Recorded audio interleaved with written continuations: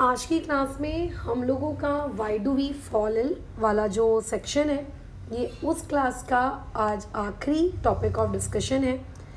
इसके बाद हम लोगों का why do we fall ill chapter आज होने जा रहा है समाप्त। This is our last class. In case अगर कोई ऐसा टॉपिक तुम्हें लगता है कि मैम आपसे ये मिस हो गया है पढ़ाने का, तो मुझे रिमाइंडर तरीके से बता देना, मैं उसको कवर कर दूँगी। ठीक है, कई बार हो जाता है, चीज़ें मिस आउट हो जाती हैं, बट आज हम लोगों का ये फाइनल है। उसके बाद why do we fall is getting over. तो आज का हमारा टॉपिक क्या है? आज देखो, हम लोग टोटल 3 टॉपिक्स पढ़ने वाले हैं। जो पहला टॉपिक आप आज पढ़ेंगे दैट इज़ इम्यूनिटी, कि आखिर इम्यूनिटी क्या होती है। जो दूसरा टॉपिक आप पढ़ेंगे दैट इज़ इम्यूनाइजेशन, कि आखिर इम्यूनाइजेशन क्या होता है। और तीसरा टॉपिक आप जो पढ़ेंगे दैट विल बी वैक्सीनेशन, जो कि अभी खैर कोविड के दौरान आपने ये वर्ड वैक्सीनेशन बहुत ज़्यादा सुन लिया है। ये तीनों को पढ़ेंगे। तो शुरुआत करते हैं पहले एक छोटी सी कहानी के साथ, जिसके वाया इम्यूनाइजेशन क्या होता है हमको ये समझना है, एंड वैक्सीनेशन क्या होता है, और उसके बाद हम लोग इम्यूनिटी के बारे में एक छोटा मोटा सा आइडिया ले लेंगे। छोटा मोटा सा आइडिया मैं इसीलिए कह रही हूँ क्योंकि जब आप क्लास 12th में जाएंगे तो वहाँ पे भी हेल्थ एंड डिसीज़ जैसा ही एक चैप्टर है, वहाँ पे आपको इम्यूनिटी के बारे में बहुत डिटेल में पढ़ना है, जो कि अभी आपको पढ़ने की आवश्यकता नहीं है ना। अभी आपको ऐसा नहीं है कि अच्छा मैडम मुझे अभी वो सारी डिटेल जो कि मुझे क्लास 12th में मिलने वाली है उसको मैं अभी से पढ़कर रख लूँ, उसकी अभी आपको आवश्यकता नहीं है। कहानी कुछ इस प्रकार से है कि जिस तरीके से अभी करंट डेज में कोरोना की जो ये महामारी है कैसी फैली, राइट, पूरे विश्व को घेर लिया। आज से लगभग 100 साल पहले ऐसी या उससे भी पहले जब मेडिकल साइंस ने इतनी ज़्यादा प्रोग्रेस नहीं की थी, उस वक्त भी ऐसी बहुत सारी डिसीज़ थी जो मार्केट में इसी महामारी के जैसे फैल रही थी। जैसे लेप्रेसी, ये आपकी वन ऑफ द डिसीज़ है जो उस ज़माने में फैल रही थी, है ना। वैसे ही उस ज़माने में आप लोगों का जो स्मॉल पॉक्स है ये बीमारी भी फैल रही थी। तो कैसा है, जब भी कोई बीमारी अचानक से आ जाती है मार्केट में, तो उस बीमारी के अगर जो कीटाणु है, अगर वो जो पैथोजेंस है, वो पैथोजेंस के बारे में हमारी जो बॉडी होती है अगर उसको कोई आइडिया ही नहीं है, ठीक है। जैसे जब आप बचपन से पैदा होते हो तो बचपन से पैदा होने के साथ साथ आपकी बॉडी को धीरे धीरे जैसे जैसे आप बड़े होते जाते हो, आप बीमार पड़ते हो, हम में से हर कोई बीमार पड़ता है। तो जैसे जैसे आपकी बॉडी में कोई बीमारी आती है, आपकी बॉडी पता है क्या करती है, उस बीमारी को या उस पैथोजन को या उस पैथोजन के कैरेक्टरिस्टिक्स को वो याद रखती है।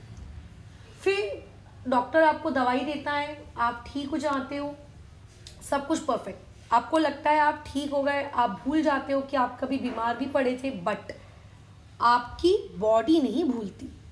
आपकी बॉडी को रहता है एकदम याद कि हाँ, इसकी वजह से मैं बीमार पड़ी थी, यही है वो पैथोजन। तो पहली बार आपकी बॉडी बीमार पड़ गई, है ना, क्यों? क्योंकि उसको आइडिया नहीं था उस पैथोजन से लड़ने का। लेकिन जब पहली बार बीमार पड़ी तो आपकी बॉडी ने अपने अंदर ही अंदर एक मैकेनिज्म डेवलप कर लिया कि अगर अगली बार यही सेम पैथोजन या इससे मिलता जुलता कोई दूसरा पैथोजन मेरी बॉडी में एंट्री लेगा तो मुझे पता है इससे खुद को कैसे बचाना है।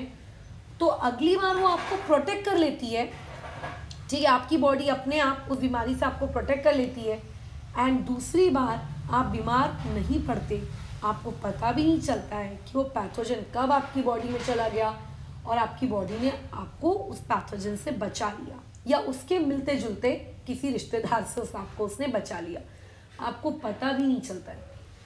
हाँ, अनलेस एंड अनटिल आप बहुत ज़्यादा पैथोजेंस के संपर्क में ना आ गए हो, ठीक है, या अनलेस एंड अनटिल कोई बहुत ही अलग सिचुएशन ना आ गई हो, आपकी बॉडी मैक्सिमम टाइम आपको बचाती ही रहती है। Maximum time. लेकिन जब कोई पैथोजन आपकी बॉडी के लिए नया होता है, जिसको आपकी बॉडी ने एंटायर लाइफ में आज तक कभी नहीं देखा, उसके बारे में उसको कभी फील नहीं किया, तो उस नए पैथोजन से कैसे लड़ना है उसे कैसे किल करना है, या आपको किस तरीके से उस पैथोजन से बचाना है, ये उसको नहीं पता रहता है। इसीलिए हम बीमार पड़ जाते हैं, राइट? इसीलिए हम बीमार पड़ जाते हैं। तो ये एक मैथ्स के प्रॉब्लम के जैसा है, या फिर मैं कहूँ एक डे टू डे लाइफ के एक्सपीरियंस के जैसा है। जैसे आप चल रहे हो, चलते चलते मान लेते हैं एक जगह बड़ा सा ब्रेकर आया, आपकी साइकिल उस ब्रेकर पे उचक गई। आपको क्या लगता है, अरे यार यहाँ पे ब्रेकर आ जाता है, अभी साइकिल उचक गई यार। तो आप क्या करते हो, जब नेक्स्ट टाइम आप उसी सेम रूट से जब ट्रैवल करते हो, क्या आपकी साइकिल फिर से उचक जाती है क्या? आप बोलोगे नहीं मैडम, सेकेंड टाइम मेरी साइकिल फिर से नहीं उचकती। मैंने पूछा क्यों नहीं उचकती, तो आप मुझे ये जवाब देते हो कि जब मैं फर्स्ट टाइम उस रूट से निकला था तो मुझे पता चल गया था यहाँ ब्रेकर है। इस इंफॉर्मेशन को मेरे ब्रेन ने स्टोर करके रखा, और अगली बार जब यहाँ ब्रेकर है ऐसा मेरे ब्रेन ने मुझे सिग्नल दिया और उससे मैं बच गया। क्यों? क्योंकि पहली बार मुझे धक्का लगा, पहली बार मुझे चोट लगी, लेकिन उसके बाद मेरे ब्रेन ने मुझे ये इंफॉर्मेशन सप्लाई की कि भाई बचो, सतर्क रहो।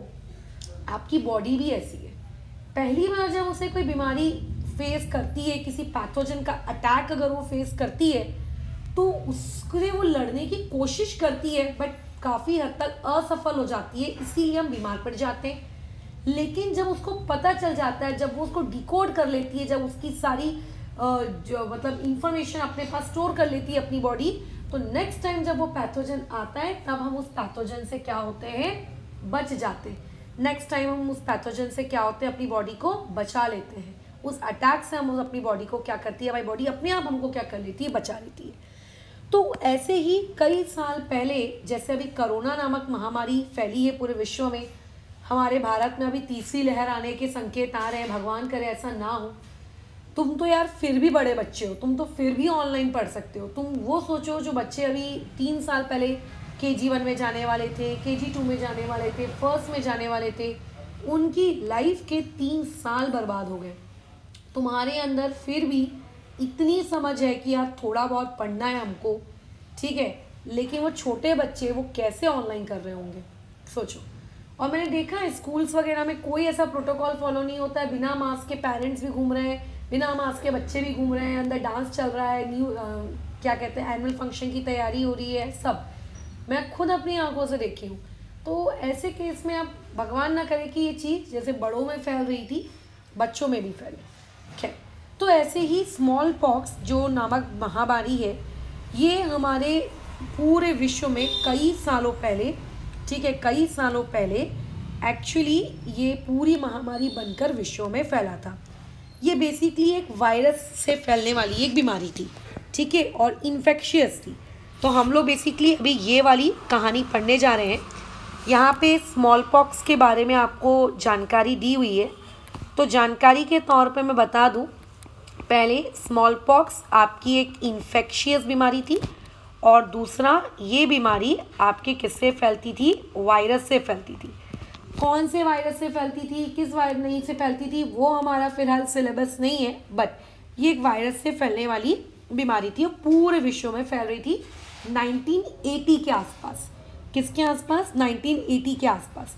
कई लोग इससे मर रहे थे, ठीक है। और जैसे अभी कोरोना वायरस बच्चों को अफेक्ट नहीं करता है जनरली, तो उस टाइम में जो आपका ये चिकन पॉक्स था, सॉरी जो ये स्मॉल पॉक्स था, ये स्मॉल पॉक्स ज़्यादातर बच्चों को ही अफेक्ट कर रहा था, ज़्यादातर बच्चों को ही।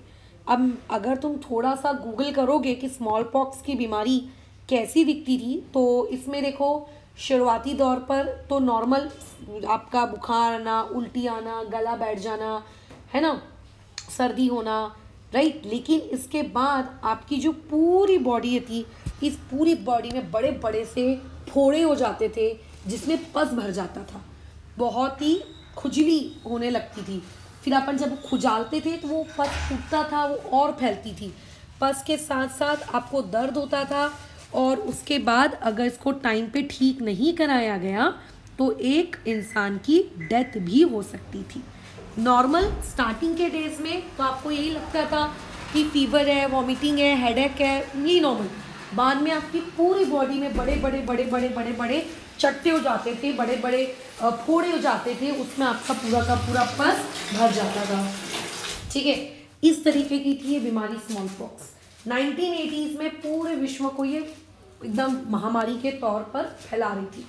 हाँ, कोरोना से थोड़ी कम थी, कोरोना ने कुछ ज़्यादा ही आतंक मचाया है, बट लगभग WHO ने, वर्ल्ड हेल्थ ऑर्गेनाइजेशन ने इस बीमारी को भी वैश्विक तौर पर घोषित कर दिया था करके कि हाँ, ये बीमारी बहुत ही बेकार है।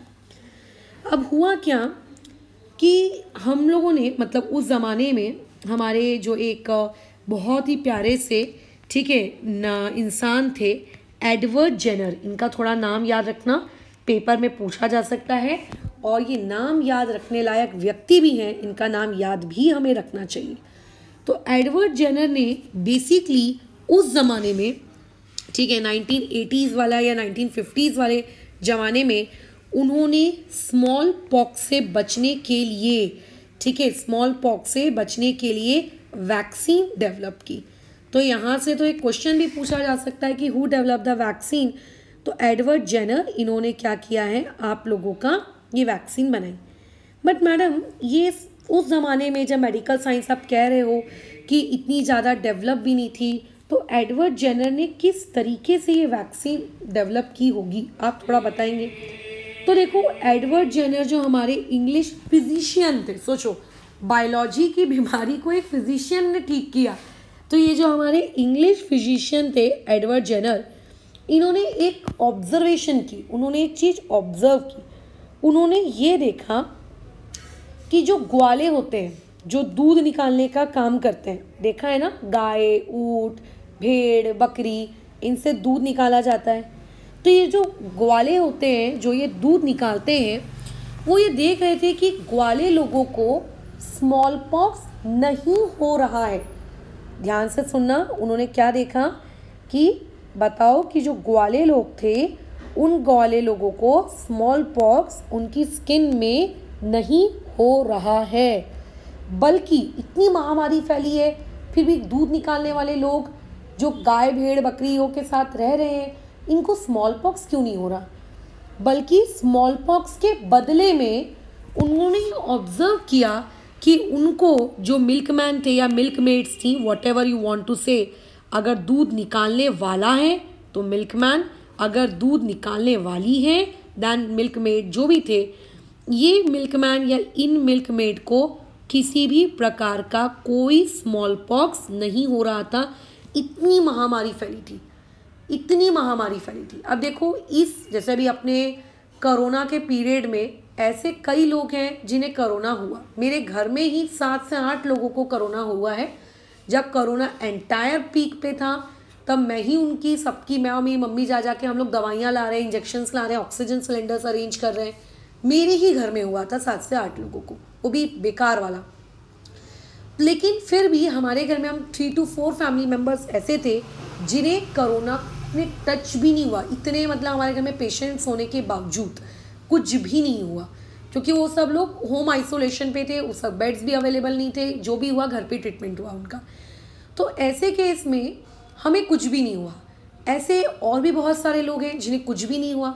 तो साइंटिस्ट कम्युनिटी इस बात पे रिसर्च कर रही है कि ऐसे जो लोग जो कोरोना से इन्फेक्ट नहीं हुए, आखिर इनकी बॉडी के अंदर में ऐसा क्या है जो ये इस वैश्विक महामारी से बच गए यार।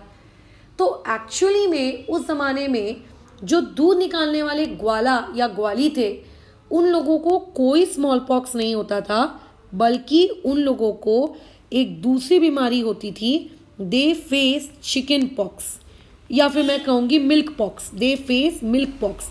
मिल्क पॉक्स को आप ऐसा समझ सकते हो कि मिल्क पॉक्स बेसिकली छोटा भाई था। किसका छोटा भाई था? वो छोटा भाई था स्मॉल पॉक्स का। ठीक है, वो क्या था? वो छोटा भाई था किसका? स्मॉल पॉक्स का। तो ये देख रहे हैं कि जो काउ पॉक्स है, मिल्क पॉक्स नहीं सॉरी, काउ पॉक्स जो है वो बहुत ही स्मॉल पॉक्स से छोटी बीमारी है। तो उन्होंने ऐसा बहुत सारे ग्वालों में ऑब्जर्व किया कि यार ग्वाले लोगों को ना इतनी खतरनाक बीमारी स्मॉल पॉक्स नहीं हो रही, ग्वाले लोगों को एक दूसरी बीमारी हो रही है उसी के जैसी, थोड़ी कम असर वाली, दैट इज काउ पॉक्स। तो उन्होंने कंक्लूजन निकाला, उन्होंने कंक्लूजन किया कि अच्छा, कि जिस बंदे को काउ पॉक्स हो जाता है, क्योंकि वो काउ के संपर्क में रहते हैं या भेड़ बकरियों के संपर्क में रहते हैं, तो जानवरों की वजह से उन्हें काउ पॉक्स हो रहा था। उन्हें किन की वजह से हो रहा था? जानवरों की वजह से काउ पॉक्स हो रहा था। अभी मैं तो गाय बकरियों के साथ रहती नहीं हूँ, तुम तो रहते नहीं हो, तो तुम्हें काउ पॉक्स नहीं हो रहा है, बट जो दूध निकाल रहा है उसको हो रहा है। तो उन्होंने ये ऑब्जर्व किया कि जिस भी बंदे को या बंदी को काउ पॉक्स हो जाता है उसको स्मॉल पॉक्स नहीं होता। उन्होंने ये ऑब्जर्व किया, ठीक है, कि जिन लोगों को काउ पॉक्स होता है, इनका कंक्लूजन क्या निकला यहाँ से? एडवर्ड जेनर ने कंक्लूजन क्या निकाला? कंक्लूजन ये निकाला कि अगर किसी को काउ पॉक्स हुआ, जो कि दूध वालों को ही हो रहा था, काउ पॉक्स हुआ, तो उसको स्मॉल पॉक्स नहीं होगा, तो उस इंसान को स्मॉल पॉक्स नहीं होगा। ये उनका वहाँ से क्या था? कंक्लूजन था। तो इसी चीज को ध्यान में रखते हुए उन्होंने क्या किया, जबरदस्ती लोगों को बुलाया, छोटे बच्चों को या उन लोगों को जिनको काउ पॉक्स, जो दूध वगैरह का काम नहीं करते, जो गाय बैल बकरियों के साथ नहीं रहते, उनको बुलाया। उनको बोला कि लाओ तुम्हारे हाथ में मैं तुम्हें काउ पॉक्स की बीमारी लगा के देता हूँ। तो लोगों को आश्चर्य हुआ कि सर आप क्या बात कर रहे हैं, आप हमें काउ पॉक्स की बीमारी लगा के देंगे? आपका काम तो ये है ना कि हमें स्मॉल पॉक्स की बीमारी से बचाना, आप हमें काउ पॉक्स की बीमारी लगा के देंगे? तो एडवर्ड जेनर ने बोला, देखो ये एडवर्ड जेनर इस बच्चे को काउ पॉक्स की बीमारी डाल रहे हैं। अजीब लग रहा है ना सुनने में कि काउ पॉक्स डाल रहे हैं उसकी बॉडी के अंदर, कि काउ पॉक्स डाल रहे हैं, अजीब लग रहा है। लेकिन यही उन्होंने उस वक्त किया, उन्होंने लोगों की बॉडी में काउ पॉक्स को डाला जबरदस्ती कि चलो काउ पॉक्स जाओ। तो जब उनकी बॉडी में काउ पॉक्स गया तो उनकी बॉडी को काउ पॉक्स जैसी छोटी बीमारी से कैसे बचना है, कैसे प्रोटेक्ट होना है, ये चीज पता चल गई। ठीक है, ये चीज पता कि अच्छा काउ, मैंने बोला था ना बॉडी याद रखती है, बॉडी बहुत होशियार रहती है। बॉडी को पता चल गया कि अच्छा काउ पॉक्स में ऐसा होता है, ऐसा होता है, ऐसा, जो वो छोटी बीमारी थी। फिर जब वही बीमारी स्मॉल पॉक्स उस अपनी बॉडी के पास आ रही है दौड़ते हुए कि मैं तुम्हें बीमार करूंगी, तो बॉडी ने उसको रोक दिया। अरे भक्त, मुझको तेरे छोटे भाई ने सिखा दिया है कि तुझसे कैसे लड़ना है।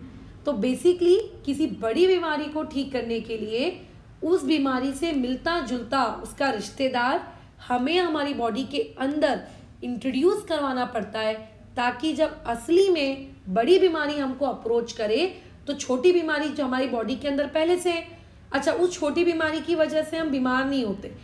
तो इस तरीके से हमें वो वाली बीमारी डालनी होती है। ऐसा नहीं कि कोई भी बीमारी उठा के डाल दी अपनी बॉडी में। तो वो जो छोटी बीमारी है वो हमें लड़ना सिखा देती है अपने जैसे बड़े भाई से, और इसी को हम लोग कहते हैं इम्यूनाइजेशन। यानी कि इम्यूनाइजेशन एक ऐसी प्रोसेस है जिसमें हम हमारी बॉडी में कम रिस्क वाली डिसीज डालते हैं, ताकि उस कम रिस्क वाली डिसीज से मिलती जुलती अगर कोई भयानक बड़ी डिसीज आए तो उस डिसीज से हम लोग हमारी बॉडी को क्या कर सकें, बचा सकें। तो पेपर में 2 से 3 मार्क्स के लिए क्वेश्चन आराम से पूछा जाता है कि व्हाट इज इम्यूनाइजेशन। मैंने जो नोट्स दिए हैं उसमें प्रॉपर तरीके से इम्यूनाइजेशन का पूरा ज्ञान कैसे एग्जाम में लिखें थ्योरी पेपर में ये ऑलरेडी दिया हुआ है, बट अभी फिलहाल हमने इम्यूनाइजेशन क्या होता है ये सीख लिया कि अपनी बॉडी को अगर किसी भयानक बड़ी बीमारी से बचाना है तो उस बीमारी से मिलता जुलता वेरिएंट उसका रिश्तेदार हमें, जो कि बिल्कुल भी हानिकारक ना हो या फिर कम हानिकारक हो, उसे हमारी बॉडी में इंट्रोड्यूस करवाते हैं, ताकि हमारी बॉडी आने वाली उस फ्यूचर की बड़ी बीमारी से बच सके। This process is known as immunization. इसको इम्यूनाइजेशन कहा जाता है।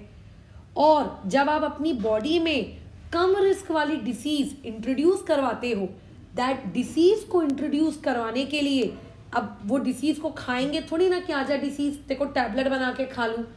अभी जैसे कोरोना में हम चाहते हैं कि हमारी बॉडी कोरोना से प्रोटेक्टेड रहे, तो आप और मैं वैक्सीन लगा रहे हैं कि नहीं लगा रहे हैं? तो वैक्सीन जो लगती है उसमें वही कम रिस्क वाला वेरिएंट होता है जो हमारी बॉडी के अंदर डाला जाता है, ताकि हमारी बॉडी सीख सके, लर्न कर सके, प्रैक्टिस कर सके उस कम रिस्क वाले के साथ कि अच्छा कि अगर फ्यूचर में कोई बड़े रिस्क वाला आता है तो उससे कैसे हमें लड़ना है। So this entire process is known as immunisation.